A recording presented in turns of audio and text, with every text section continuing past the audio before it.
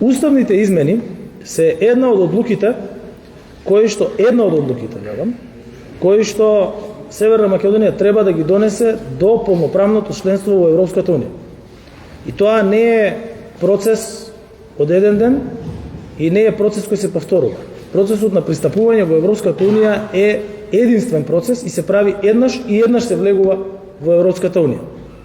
Обврска на сите пратеници во собранието, на сите 120, е да го поддржат и да не го стопираат патот во зачленување на Европската унија, бидејќи тоа значи градење на попросперитетна и поразвиена Северна Македонија. И тоа е поврзано со прашањето кое што претходно ми го поставивте. Од тие причини и врз основа на тие претпоставки, тоа не е ниту процес на еден човек, ниту процес на една политичка партија, ниту процес на една влада. Тоа е широк, општествен и политички процес кој што бара консензус. Кога други држави пристапувале во Европската унија, сите потврдуваат, земите го примерот на Хрватска, таму темата на пристапување во Европската унија не била тема на политичка дебата и на политички уцени. Бидејќи ние во моментов во државата имаме политичка уцена, каде што една политичка партија, заради две политички партии практично, каде што лидер е партијата Левица и нивниот приврзок ВМРО-ДПМН, кои што велат ние не поддржуваме уставни измени, зошто? И нема причина. Бидејќи нема алтернатива. Вие кога нешто не поддржувате, треба да дадете алтернатива. Кога ќе прашате кој ви е планот, пак нема план.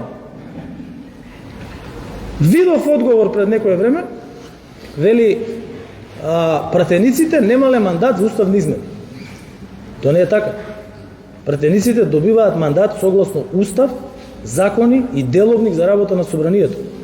И тие таму носат одлуки кои што според устав, закон и деловник треба да ги носат. И тоа е работа на пратеник да ги представи. Бидејќи граѓаните на денот на избори им го предаваат тоа право, обврска и одговорност на пратениците. И се што е во рамки на уставот, законот и деловникот, тоа пратениците го работат, така било, така е и така ќе биде и во иднина, согласно нашиот устав, закони и деловник. Второ, ако ја погледнете програмата на владата, која што е составена од страна на сите коалициони партнери и кои што го имаат парламентарното мнозинство во собранието. Во програмата стои придружување и зачленување на Северна Македонија во Европската унија. Тоа значи носење на одлуки за зачленување во Европската унија. Ај покажите ми во програмата на ВМРО-ДПМН каде стои дека ќе фрлаат молотови коктели и ќе прават насилни протести во Скопје кога ќе дојде европски предлог како тоа што беше во јули.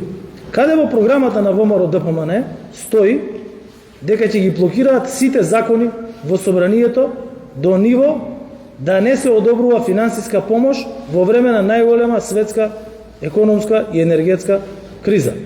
Каде стои во програмата на ВМРО-ДПМН дека ќе ја блокираат работата и демократската работа во собрание со вувузели, со викање и со насилие.